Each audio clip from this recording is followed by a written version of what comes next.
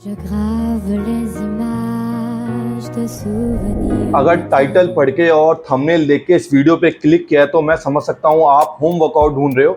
तो इसमें मैं होम वर्कआउट नहीं, इसमें मैं बताऊंगा आपको आप अपनी होम वर्कआउट स्ट्रक्चर कैसे कर सकते हैं। क्योंकि एक बार ही स्ट्रक्चर करना आ गया तो आप अपनी होम वर्कआउट अपने अकॉर्डिंग, अपने स्केड्यूल के अकॉर्डिंग बना सकते हो। अपने अकॉर्डिंग से मेरा मतलब है, सपोज कोई बच्चा सुबह पढ़ता है या किसी को शाम में पढ़ना पसंद है, किसी को कोई सब्जेक्ट पहले पढ़ना पसंद है, किसी को बाद में पढ़ना पसंद है। उसी तरीके से सबके डेज का स्केड्यूल यूनिक है। हो सकता है बहुतों का सेम भी हो मगर ज़्यादातर वेरी कर सकता है। तो उसके अकॉर्डिंगली आप अपनी वर्कआउट कैसे स्ट्रक्चर कर सकते हो और क्या क्या वर्कआउट में किस किस दिन क्या क्या कर सकते हो वो सब मैं बताऊंगा इस वीडियो में। और बताऊंगा कि कैसे आप स्टडी को अपने वर्कआउट के साथ बैलेंस कर सकते हैं। क्योंकि सबसे बड़ी प्रॉब्लम एक स्टूडेंट की यही होती है कि पढ़ाई और अपनी फिजिकल हेल्थ को कैसे मेंटेन किया जाए, कैसे बैलेंस किया जाए। मुझे भी थी, तो मैं अपना बताता हूँ। जब मैं 9 तक, ऑलमोस्ट 9 तक तो मैं कुछ भी अपना ऐसा फिजिकल वर्कआउट नहीं करता था। सिर्फ स्पोर्ट्स जो था अपना फुटबॉल, बास्केटबॉल, अपना रनिंग, सिर्फ इतना ही करता था। 9th के एंड आते आते मैंने अपना होम वर्कआउट करनी स्टार्ट करी थी। और 12th तक मैं इतनी फिजिक तो मैं बना ली थी जो एवरेज क्राउड से थोड़ा सा अलग दिखने लग गया था। मैं अपने अगर क्लास में दिखने लग गया था कि हाँ थोड़ा सा मैं ज़्यादा फिट हूँ। मगर मुझे भी सेम प्रॉब्लम आई थी कि कैसे वर्कआउट और स्टडीज़ को बैलेंस किया जाए। तो वो मैंने किया था, तो मैं बताऊंगा कि मैंने क्या क्या किया था। और ऐसा नहीं है कि मेरे लिए बहुत इजी था। मैंने पीसीएम ली थी और ट्यूशन जाता था। जो साइंस स्ट्रीम के स्टूडेंट हैं वो मेरे से रिलेट कर पाएंगे कि हाँ जब ट्यूशन होती है, स्कूल होता है और अपना घर पे आके भी सेल्फ स्टडी करने देते तो फिजिकल हेल्थ पे इतना हम ध्यान नहीं दे पाते।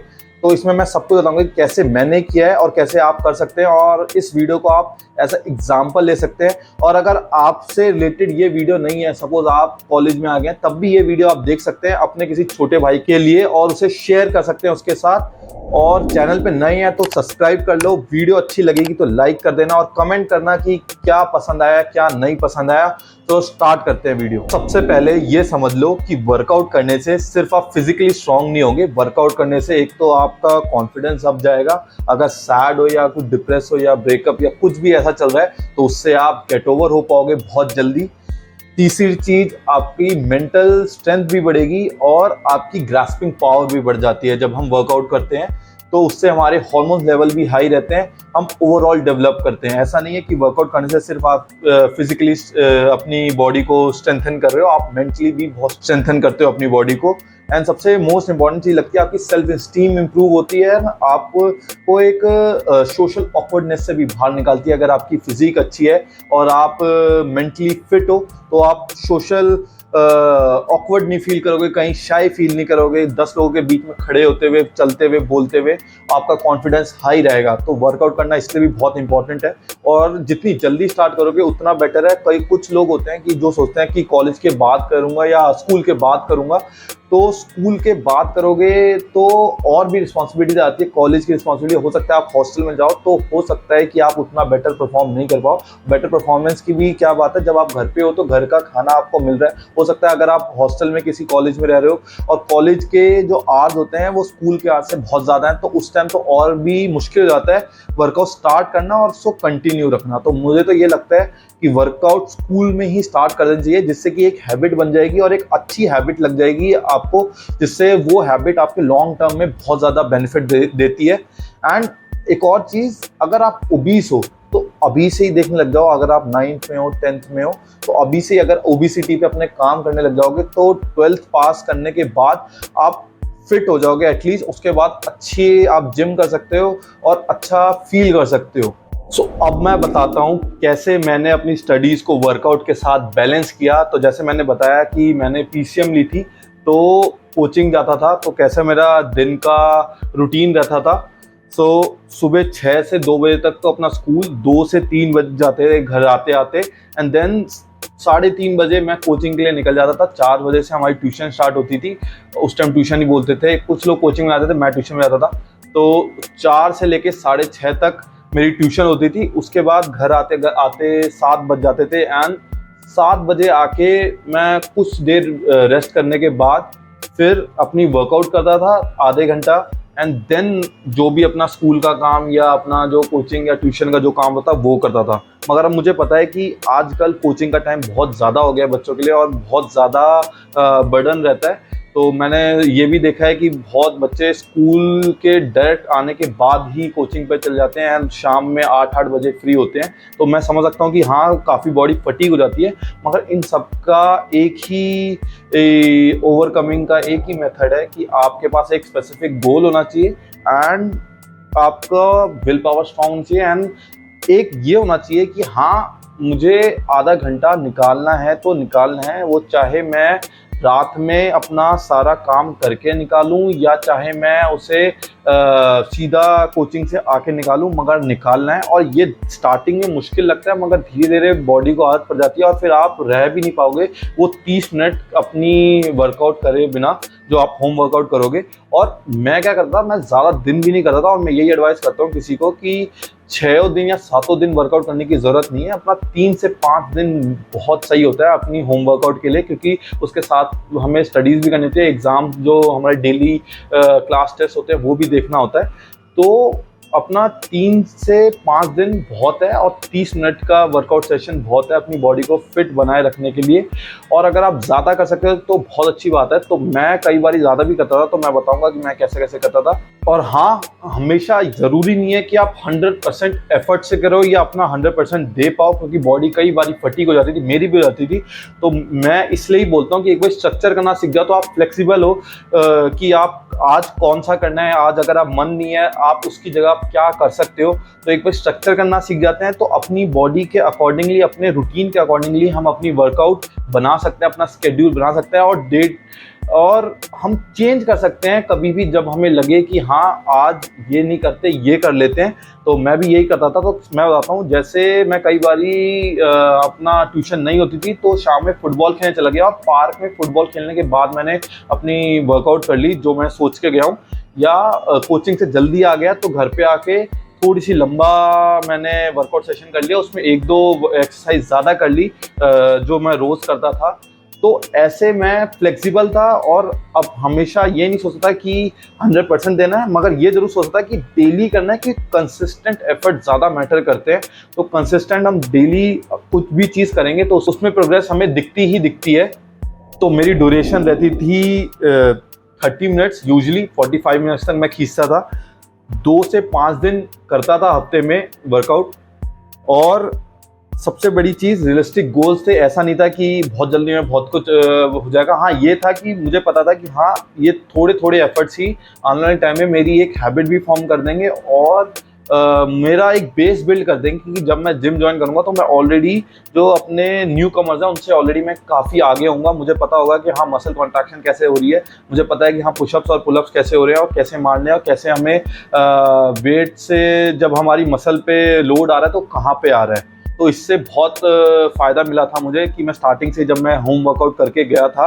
तो मैं यही एडवाइस करता हूँ किसी को भी, जो बच्चा अपना जिम जाने की सोचता है या जो स्टूडेंट अपना जिम जाने की सोचता है, तो पहले होम वर्कआउट करके जाओ, उससे आपका एक बेस बिल्ड हो जाता है। और एक और चीज़ कि भाई, टाइम अकेले स्पेंड करने की आदत डाल लो, सैक्रिफाइस करने की आदत डाल लो, क्योंकि अकेले ही वर्कआउट होती है। ऐसा नहीं कि आप किसी फ्रेंड को बुला लोगे, क्योंकि उस टाइम बात ज़्यादा हो जाएगी और टाइम ज़्यादा वेस्ट होगा। तो अकेला ही एक 30 से 45 मिनट का एक सेशन अकेले अपने लिए होना ज़रूरी है, अगर आपको सही में एक अच्छी नॉर्मल फिजिक्स से लेके थोड़ी सी बेटर फिजिक बनानी है 12th तक आते आते। तो मेरा स्ट्रक्चर कैसे रहता था, तो डे 1 मैं यूजली अपर बॉडी करता था। तो डे 1 मैं मंडे को भी रहता था, कई बार वो डे 1 ट्यूसडे को, जब भी मुझे लगता था कि हाँ ठीक है अभी अपर बॉडी करनी है, तो अपर बॉडी पे मैं ये लगाता था। इसमें मैं पुशअप्स लगाता था 4 सेट अपने 8 से 10 रैप। अगर आप 10 रैप नहीं कर पाते, 8 रैप नहीं कर पाते, जितने भी कर पाते उतने के आप 4 सेट लगाओ। उसके बाद वाइड पुशअप्स जितने भी आपके निकलते हैं वो भी 4 set. Then chair dips and फिर बाद में अपना क्रंचेस अपर एब्स के लिए, ये 3 एक्सरसाइज। उससे पहले मैं वार्म अप करता था। वार्म अप में मैं क्या करता था, हैंड रोटेशंस अपनी जंपिंग जैक्स के 2-3 सेट एंड अपना नॉर्मल जो वार्म अप होता है, जो फुटबॉल खेलता होगा या बास्केटबॉल खेलता होगा उसे पता होगा नॉर्मल हम क्या क्या अपनी वार्म अप में करते हैं हम एक्सरसाइज और अपना मूवमेंट्स। तो वो सब करता था। और डे 2 यूजली लोअर बॉडी होता था, तो लोअर बॉडी में ऐसे करता था कि अगर मैं पार्क में गया हूँ फुटबॉल खेलने तो उसके बाद ही कर लिया डायरेक्ट। तो इसमें मैं स्क्वाट्स अपना 4 सेट 15 से 20 रेप्स के, देन वाइड स्क्वाट अपना 4 सेट 15 से 20 रेप्स के। अगर आप 20 रेप नहीं कर पाते तो कम भी कर सकते हैं, अपने अकॉर्डिंगली लिख सकते हैं। देन लंजेस कर लेता था 3 सेट वॉकिंग लंजेस। तो वॉकिंग लंजेस ऐसा करता था हर सेट फेलियर तक।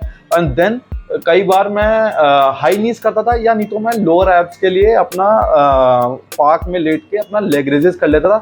और अगर घर में हूँ तो मैं लंजेस तो नहीं कर पाता था, तो मैं उसकी जगह जंपिंग स्क्वाट्स कर लेता था 8 से 10 रेप की, और अपना लोअर एब्स अपना बेड पे लेट के अपना लोअर एब्स कर लेता था। तो इस तरीके से मैंने अपना लोअर बॉडी का बना रखा था।